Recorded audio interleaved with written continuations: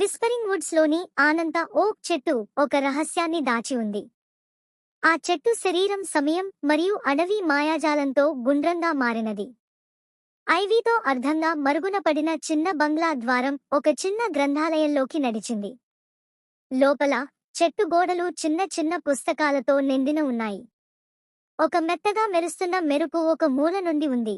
ఎలుకలు, పిప్ మరియు క్లోవర్ తమ రహస్య స్థానంలో అడుగుపెట్టాయి. వాళ్ళ కళ్ళు ఆనందంతో విస్ఫారించాయి. పిప్, అతని రూస్ట్ రంగు జుట్టు శీతాకాల గాలికి వ్యతిరేకంగా ఉంది, చిన్న లెడ్డర్ మీద ఎక్కాడు.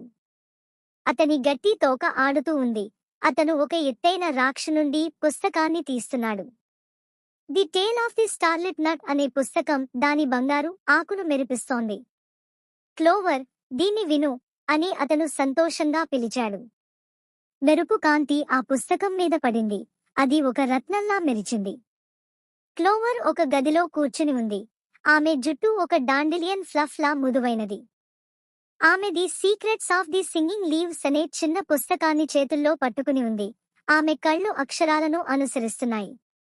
ఓ పీప్, నీవు ఎప్పుడూ కలల లాంటి వాటిని ఎంచుకుంటావు అని ఆమె నవ్వుతూ చూసింది.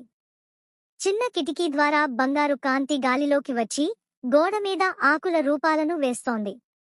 పిప్ లెడ్డర్ నుండి కిందకు వచ్చి పుస్తకం చేతిలో పట్టుకుని క్లోవర్ పక్కన కూర్చున్నాడు. నామె దీన్ని కలిసి చదవండి అని అతను సంతోషంగా అన్నాడు. వాళ్లు దగ్గరకు వచ్చి వాళ్ల నీడలు గోడమీద భవయాత్రికుల్లా కనిపిస్తున్నాయి. పిప్ మొదలెట్టాడు, ఒకసారి నక్షత్రాలు భూమిని ముద్దాడిన గుండెలో అని. వాళ్లు కథలో మునిగిపోయారు. చంద్రహాయిలో యాత్రలు మరియు దాచిన రత్నాలతో పిప్ మరియు క్లోవర్ దాని అద్భుతంలో తమన్ని కోల్పోయారు. చెట్టు గ్రంథాలయం వాళ్లను దగ్గరకు తీసుకుని దాని సీడర్ మరియు పేపర్ వాసనలు గాలిలో కలిసిపోయాయి.